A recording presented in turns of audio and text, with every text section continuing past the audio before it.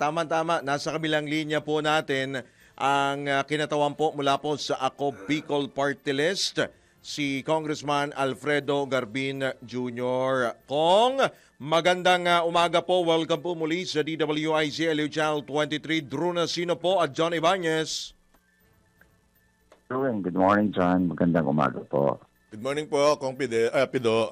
Salamat po sa pagkakataon na muli kayong makapanayam sa aming himpilan. Opo, salamat po Kong at batid po namin na napanood po ninyo marahil yung kung napanood po ninyo itong hearing sa Senado, ano ho bang initial reaction po ninyo doon po sa mga panibago pong expose diyan sa Senado?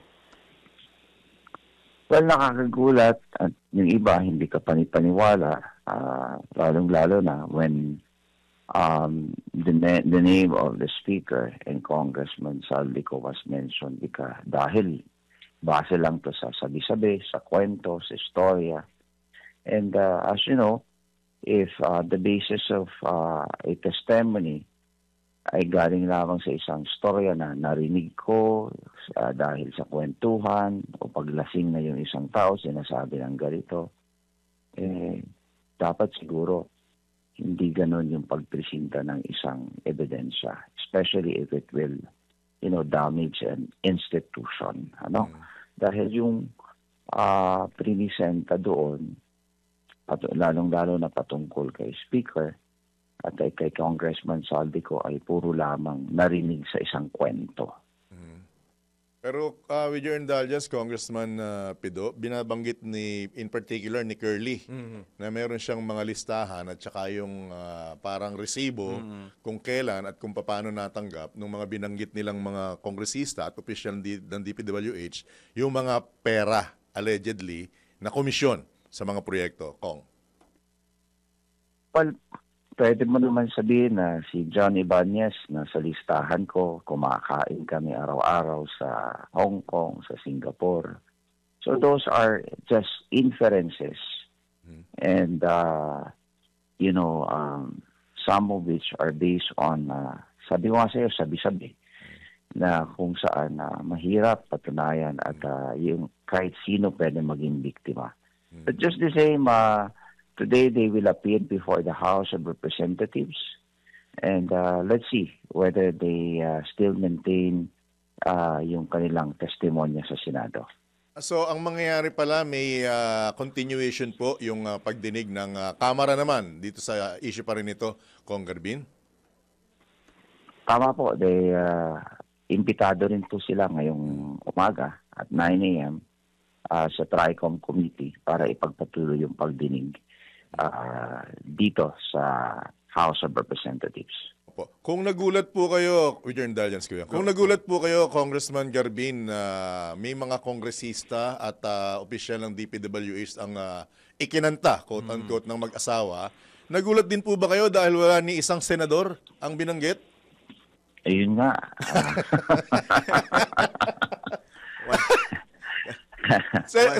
Baka mamaya, pagdating sa inyo mamaya, hindi naman banggitin ng mga kongresista. Puro senador naman ang banggitin ng mag-asawa. Ang daming binanggit kahapon ng mga kongresista. Tapos, although tinanong ni Senador Jinggoy Estrada, si Ginoong Curly. Senador.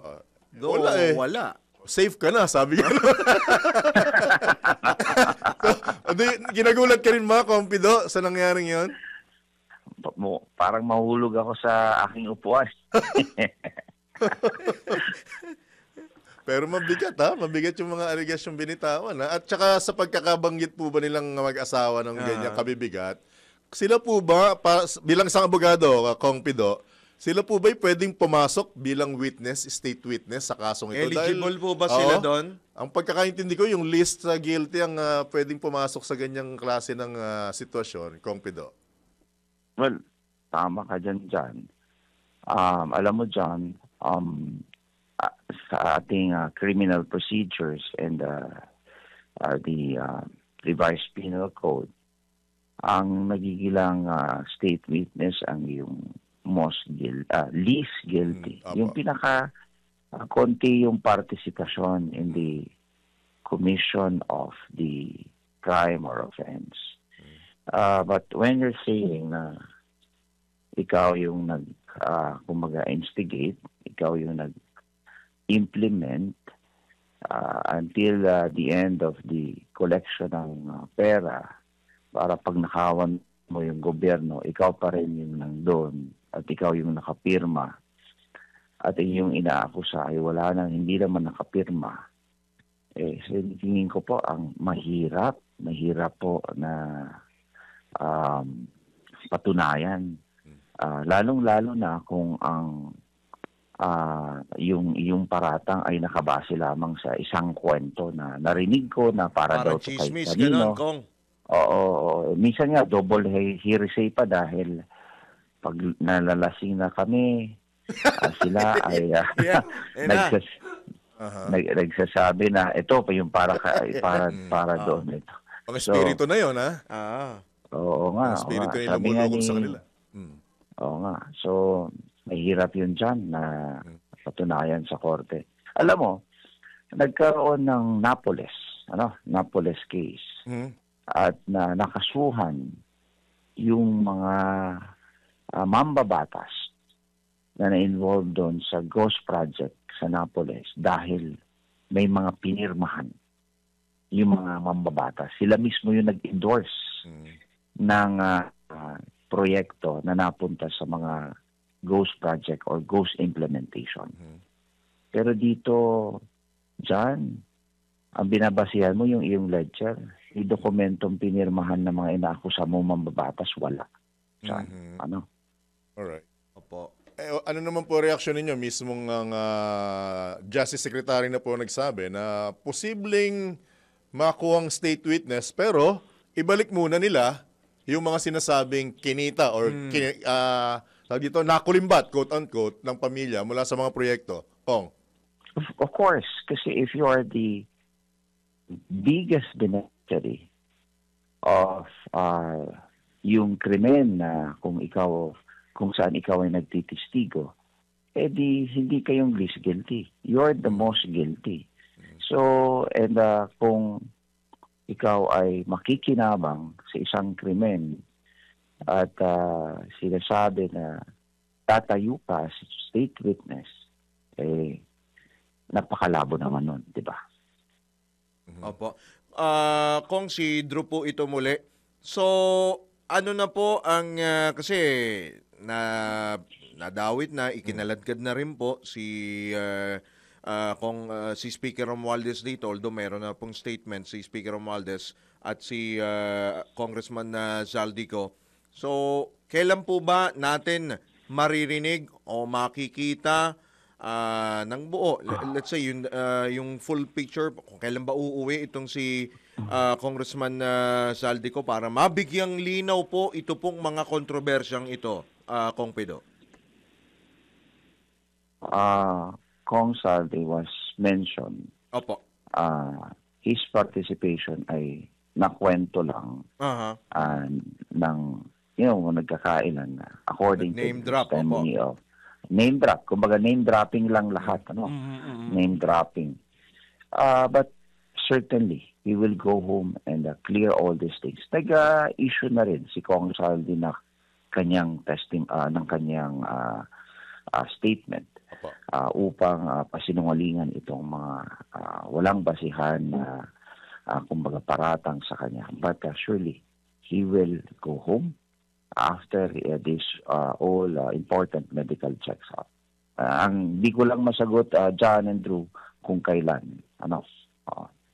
Naman, ayaw man po naming sirain ang umaga ninyo pero may mababanggit kaming pangalan ng kapwa nyo kongresista.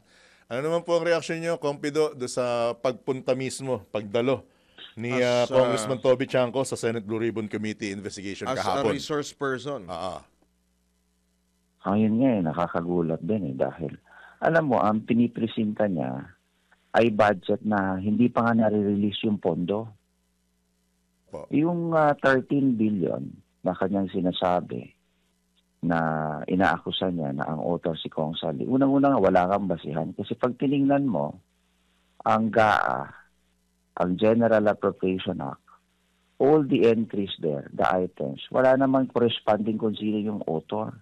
Kung nag-invento lang ng mga list of projects in the General Appropriation Act that pwede niya ituro kung kani-kanino. So, having said that, the subject matter of the ongoing investigation pertains to projects that were improperly implemented, substandard, or ghost projects. Meaning, yung ongoing ng proyekto. At kumbaga, nakakulit mga contractors na hindi ginawa yung proyekto na tama. At yung iba, ghost project pa.